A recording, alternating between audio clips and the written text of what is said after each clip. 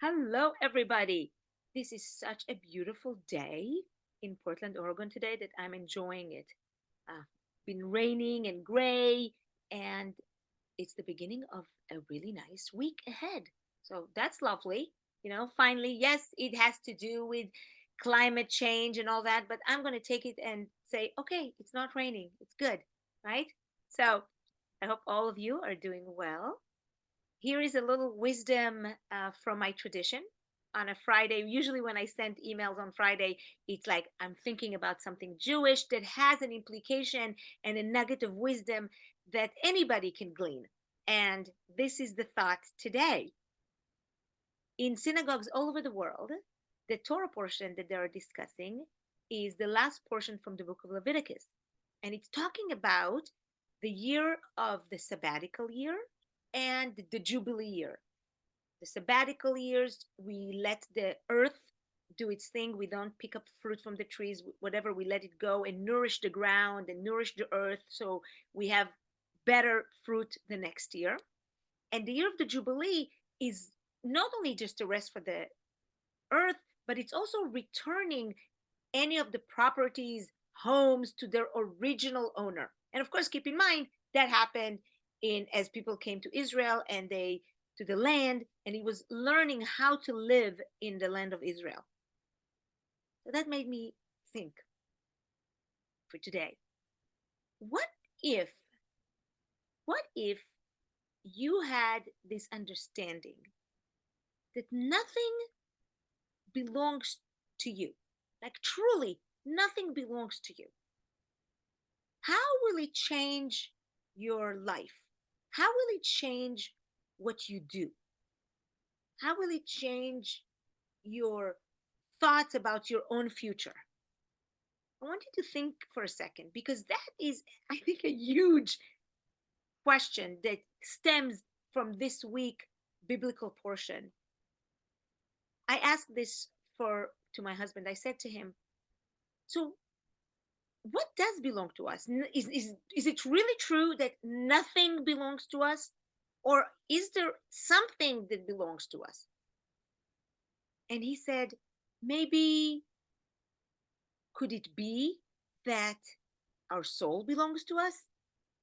And I said, "No. According to Judaism, there is a midrash stories, which is later commentary from rabbis, and they said that there's a story that the souls didn't want to come down to the earth. They wanted to sit by God's throne, be right there by his side. And God said, no, no, no, you're going to go and enter the body of humans.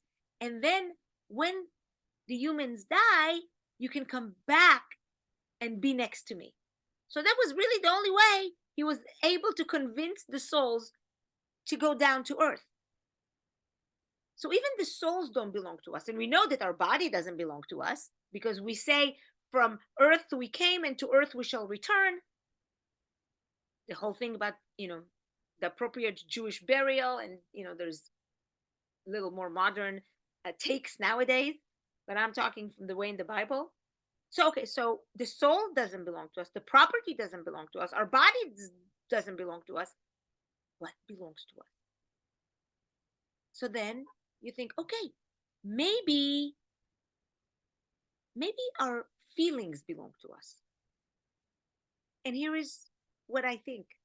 Sometimes I'm not sure that our feelings belong to us. Sometimes we may feel and act because of our feelings in a very sad way or an angry way. And then when it comes down, we say, oh, you know, it wasn't that bad. It was only temporary. And sometimes it's really good that we feel that it's temporary, that we're not always in a state of being angry or sad or disappointed. It's good that those feelings are not there all the time. So we can't say that those feelings are ours because sometimes we're not really our feelings. So back to my question. What is the thing that belongs to us?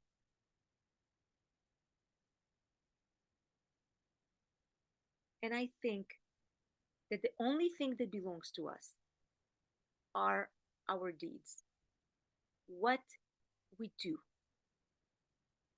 not even sometimes our thoughts, but what we do, the mitzvot that we take.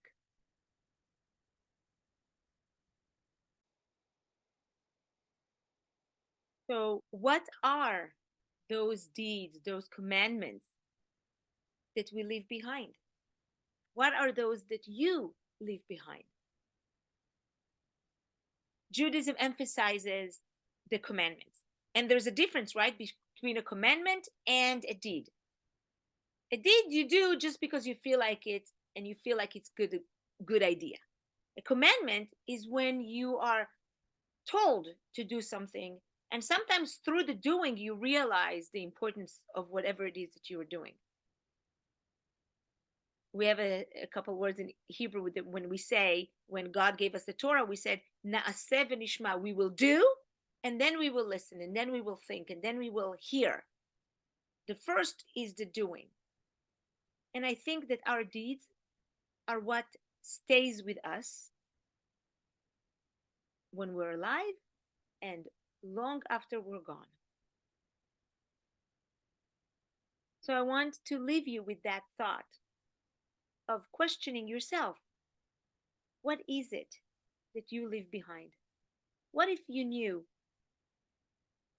that you own nothing? What a concept it is, right?